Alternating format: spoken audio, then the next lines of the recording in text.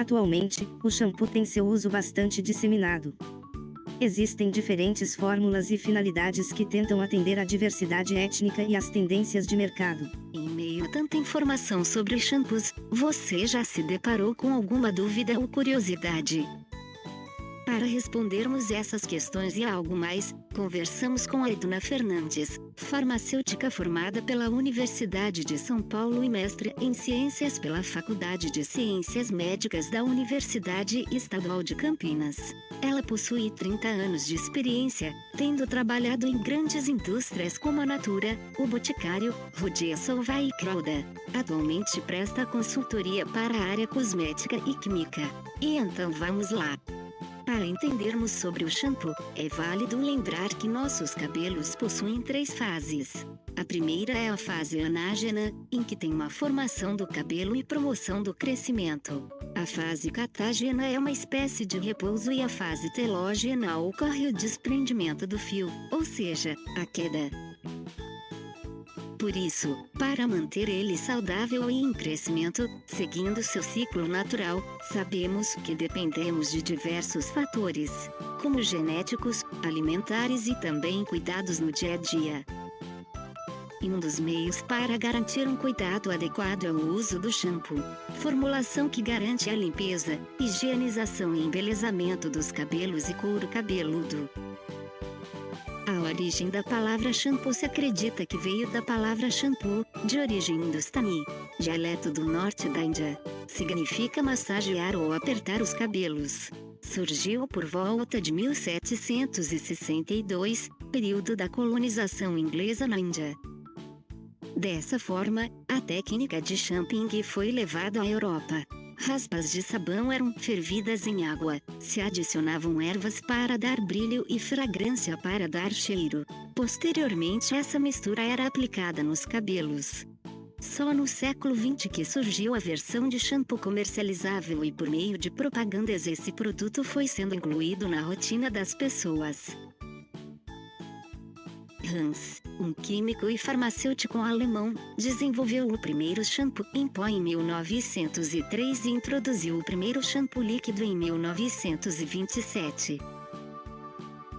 Segundo a Associação Brasileira da Indústria de Higiene Pessoal, Perfumaria e Cosméticos, o Brasil possui a 4ª posição de maior mercado consumidor de produtos para cabelo junto aos produtos para banho e higiene oral no ano de 2018. Além disso, no ranking top 10 de mercado consumidor em geral, o Brasil ocupou a 4ª posição, ficando atrás apenas dos Estados Unidos, China e Japão. É indicado que se utilize o shampoo por toda a extensão capilar, indo da raiz às pontas. Já a frequência de lavagem é um aspecto muito pessoal, portanto será de difícil mudança. Contudo, é claro que se uma pessoa lavar seus cabelos todos os dias, terá uma maior dificuldade em controlar o ressecamento. Agora vamos ver como ele atua. A ação do shampoo se dá principalmente pela ação dos tensoativos, que são moléculas que conseguem reduzir a tensão superficial da água e de outros líquidos.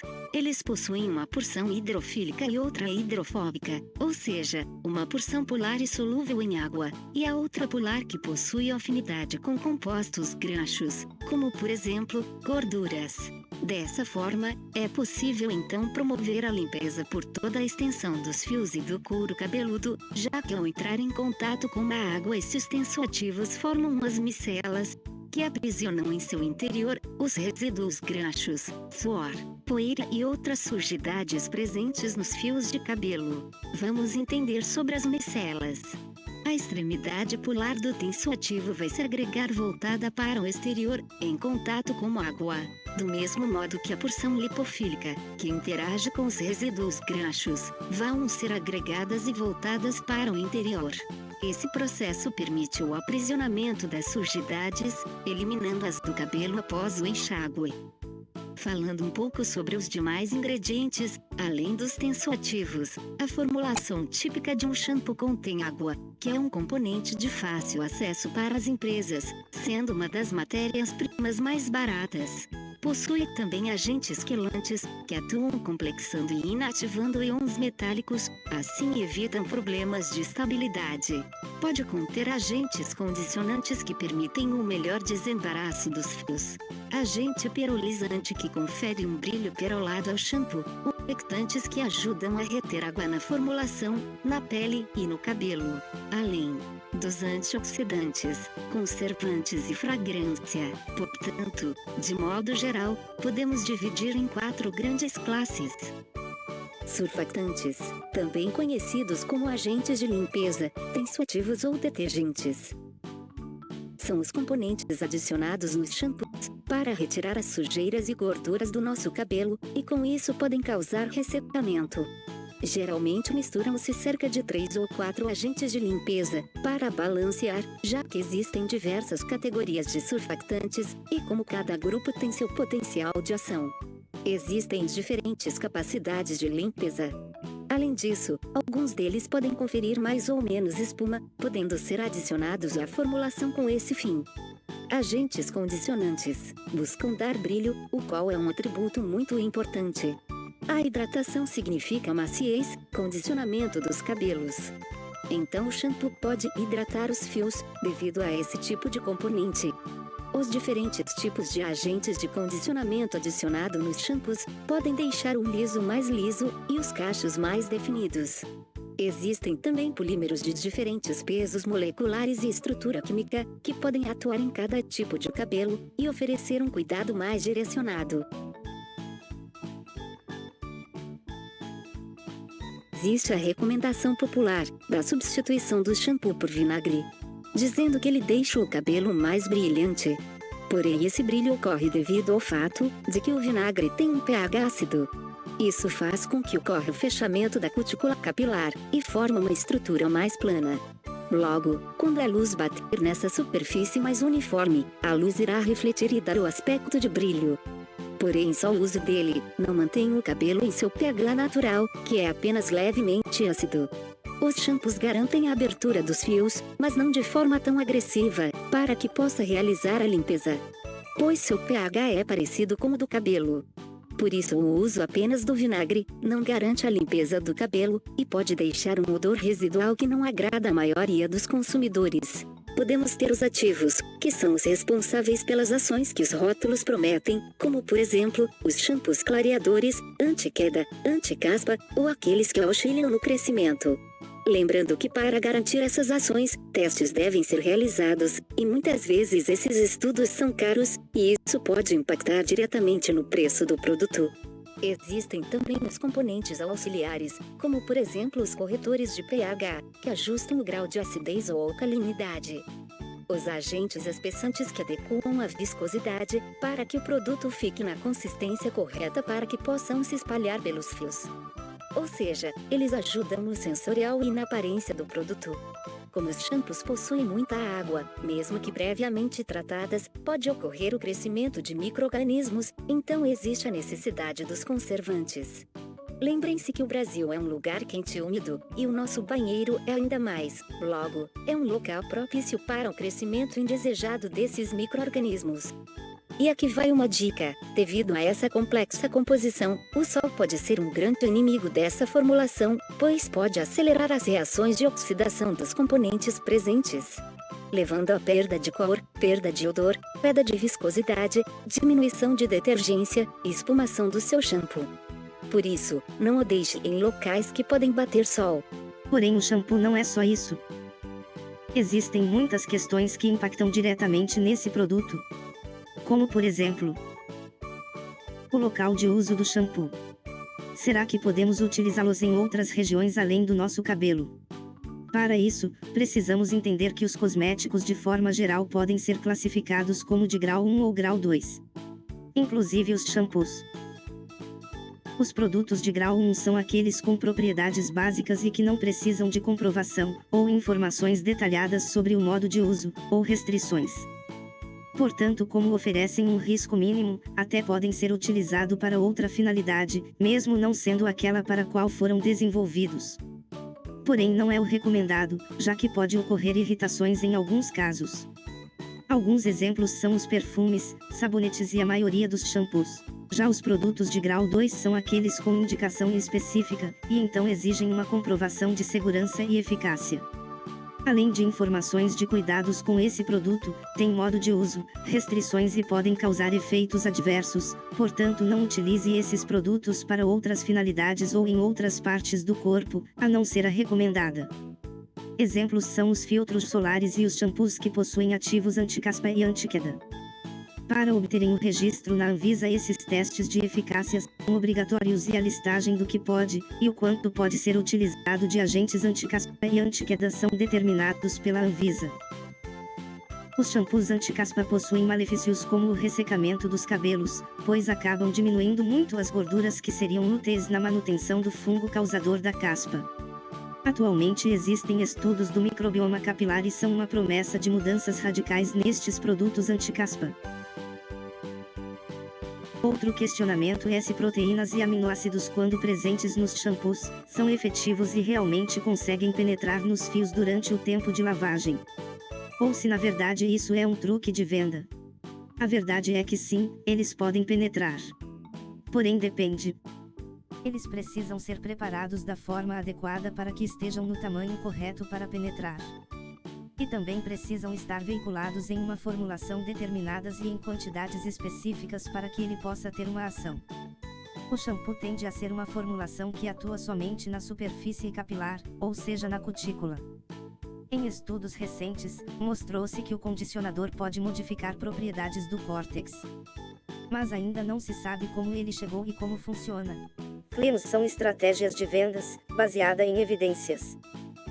Muito utilizado para chamar a atenção do consumidor na hora da compra. Os claims de clareamento e crescimento nos shampoos são reais, por exemplo, aquelas contendo cafeína e camomila. De fato, existe a comprovação de que a cafeína, no mínimo a 1% nos shampoos, podem estimular o crescimento capilar, reduzir a queda e fortalecer os fios.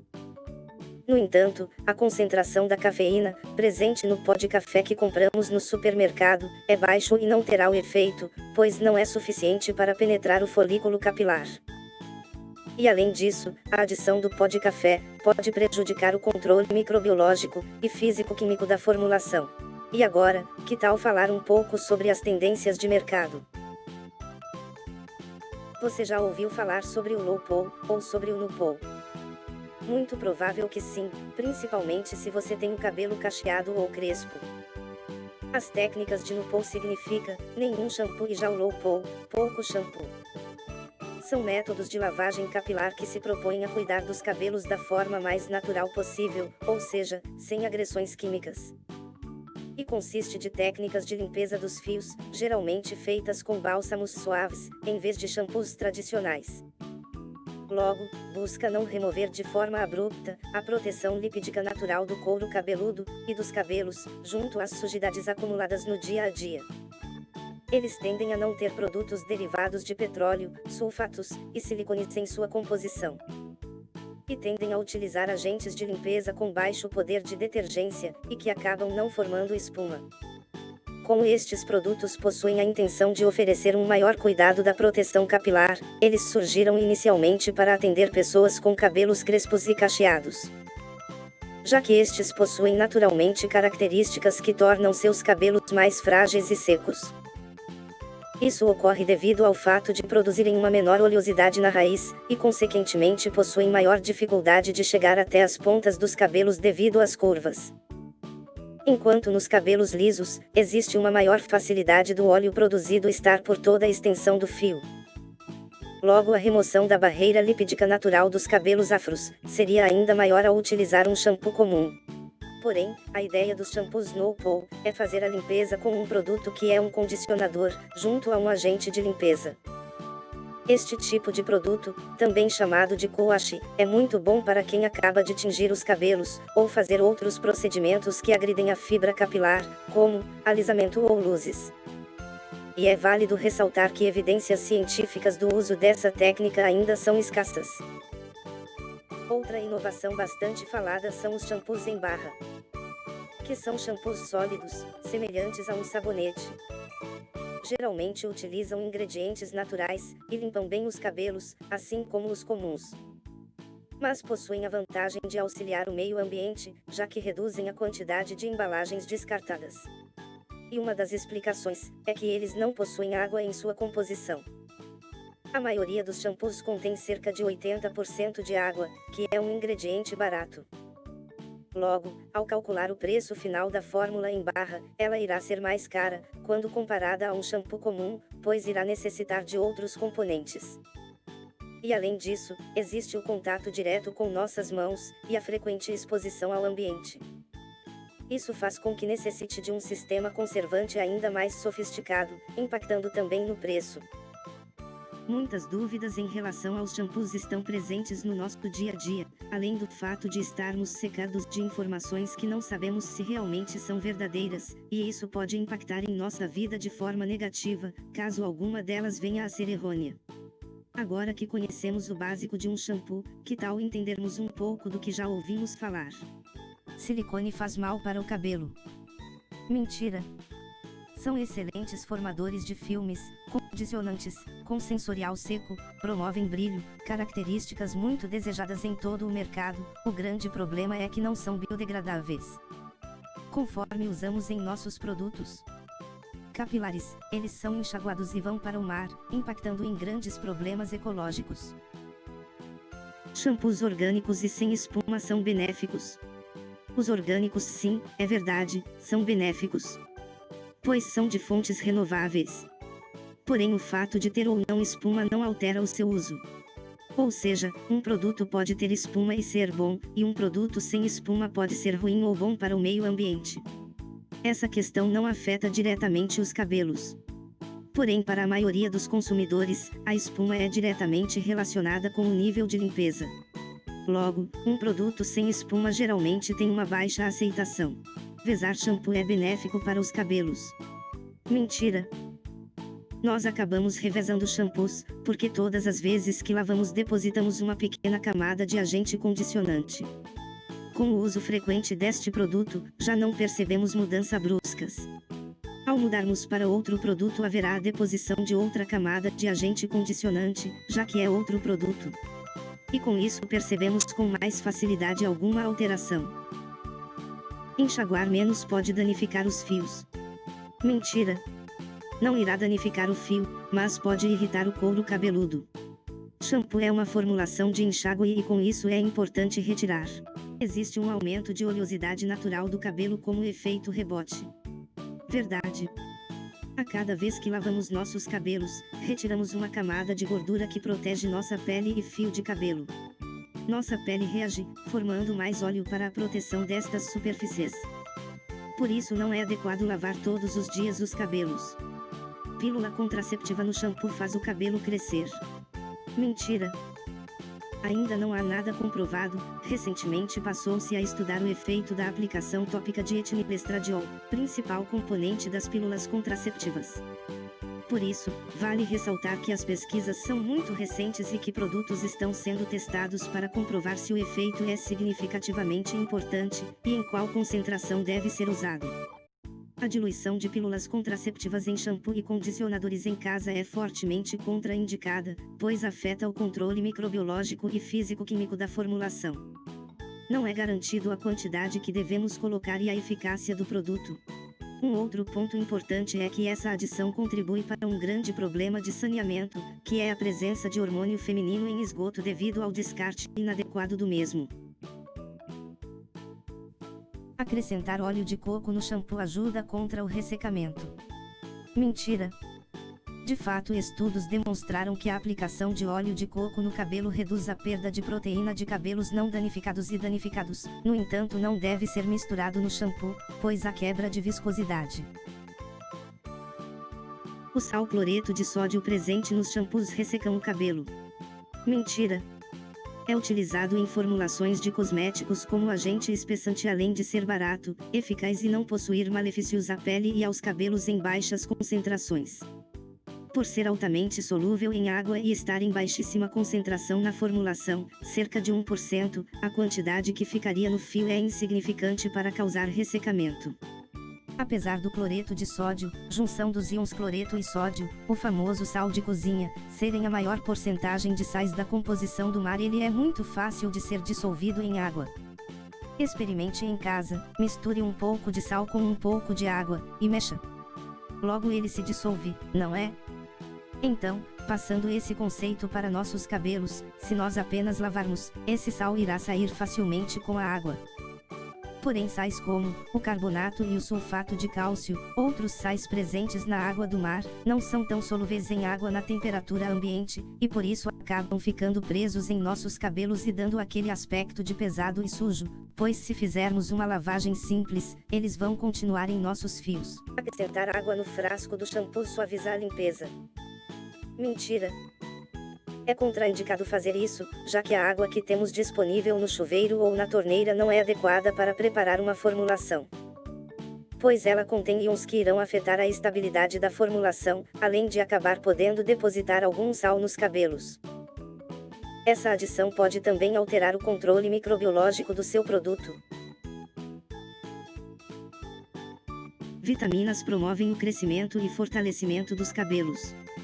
Verdade.